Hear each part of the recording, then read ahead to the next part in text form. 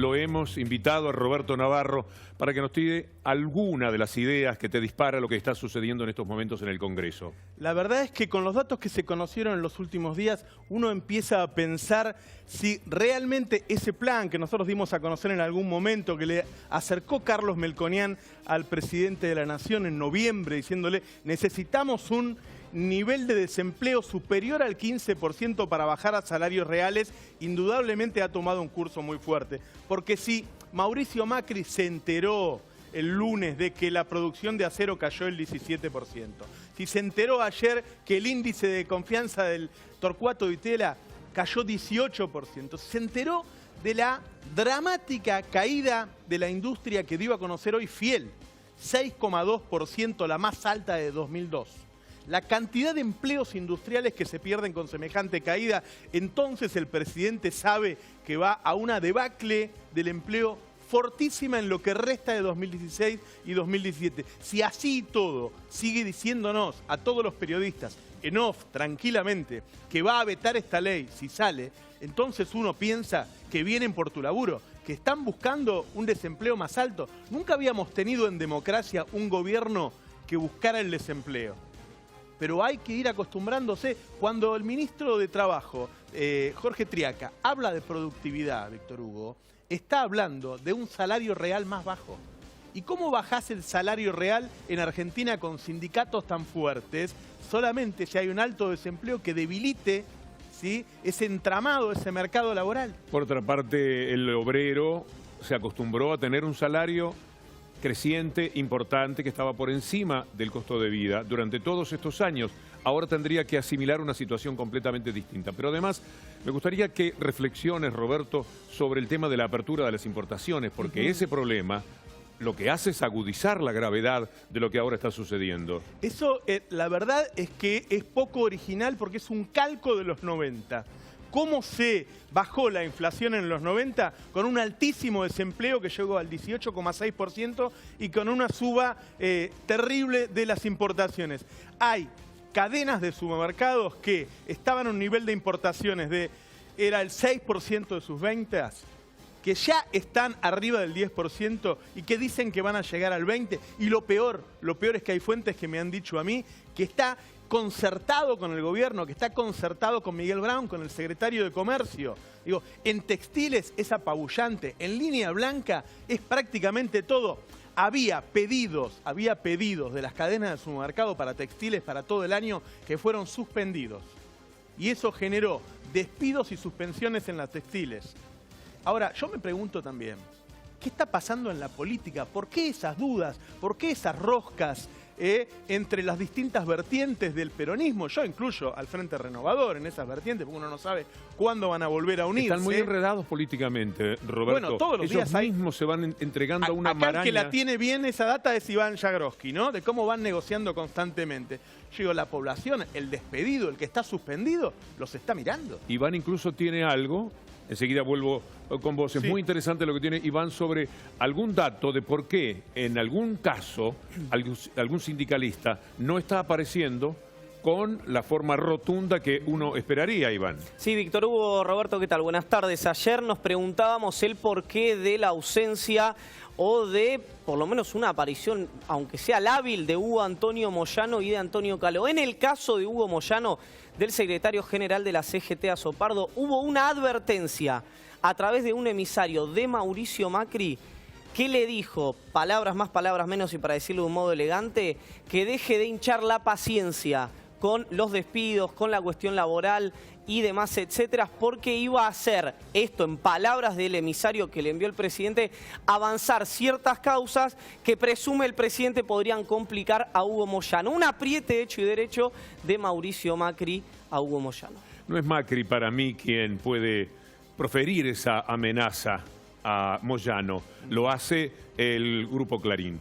Ellos son los que tienen tildadas todas las denuncias que siempre hicieron contra Moyano.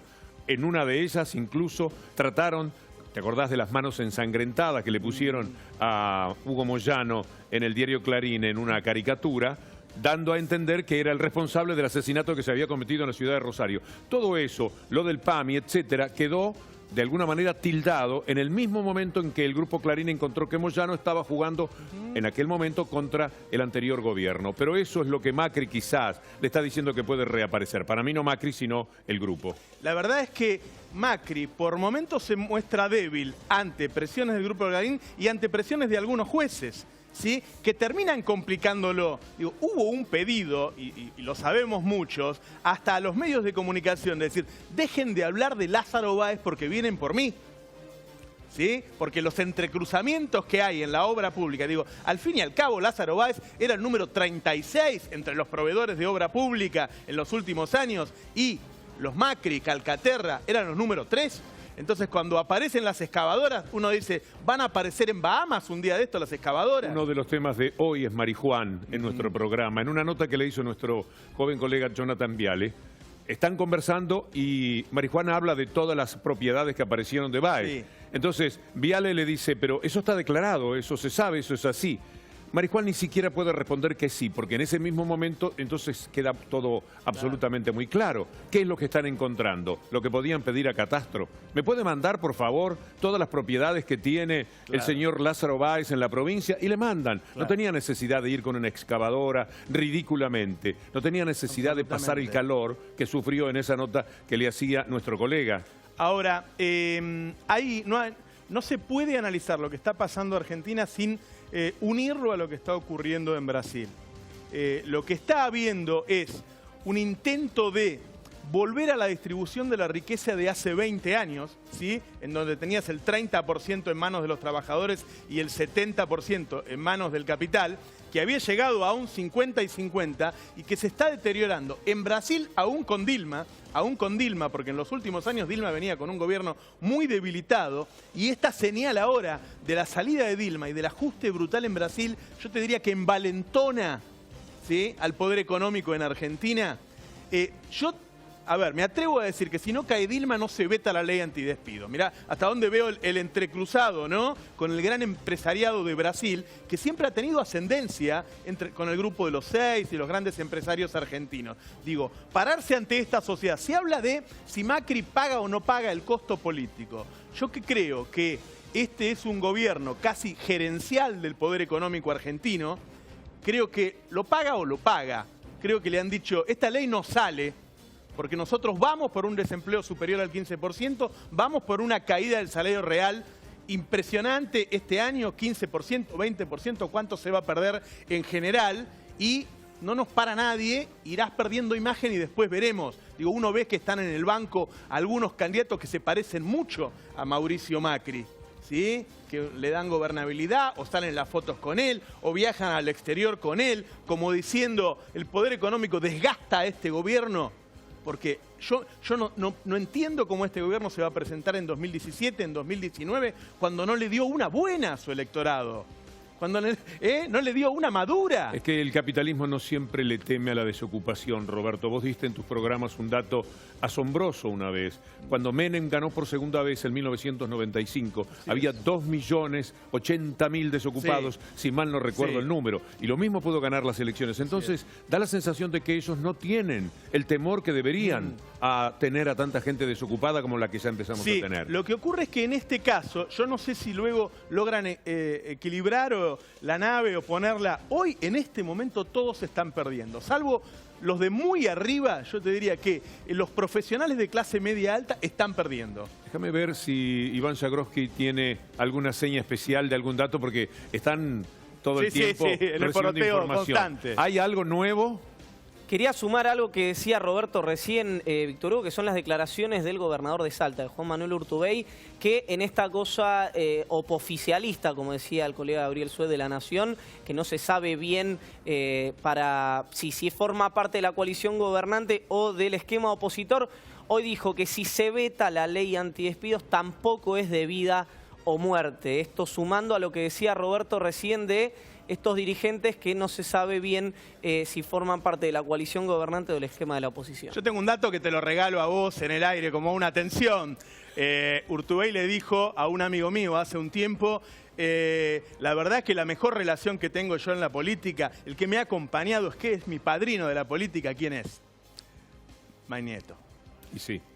no debe haber un político que lo confiese de esta manera. Muchos lo piensan por allí como el recambio. Sí, sí, absolutamente. Yo digo, este es un plan económico, yo le llamo siempre los 90 recargados, los 90 plus, que genera un deterioro prácticamente en todas las clases. Prácticamente en todas las clases y en todos los sectores. Hay un sector del campo, el campo acomodado, guarda, no las economías regionales, y un sector financiero, ambos que generan muy poco empleo. El resto, no solo los más humildes que ya están en situación, algunos de falta de alimentación, sino la clase media baja, la clase media y hasta ciertos sectores de la clase media alta que estaban acostumbrados ya a vacacionar varias veces por mes, a ir a cambiar la ropa ahora que vino el fresco y comprarse la ropa de moda, a cambiar el auto. Este es un país donde llegaron a vender 1 millón de autos por año y este año se van a vender 400.000. No es los 90 cuando Menem, que yo le presto mucha atención a ese dato que di alguna vez, Menem fue reelegido con un 18,6% de desempleo, pero el resto, primero, venía de la hiperinflación, de 2 hiperinflaciones, año 89 y año 91, venía con el cuerpo castigado por las hiperinflaciones y casi... A la gente le podías decir cualquier cosa en aquel momento porque había sufrido mucho. Ahora queda solo un relato que cuenta qué es lo que pasó en la década pasada, una banda de ladrones que no cambiaron nada, que la verdad es que cada vez suena más frágil, más lábil, ¿no? Te vas al Destape Web ahora, supongo que estás trabajando. Sí, claro, bueno, si hay algún dato, aunque sea telefónicamente o...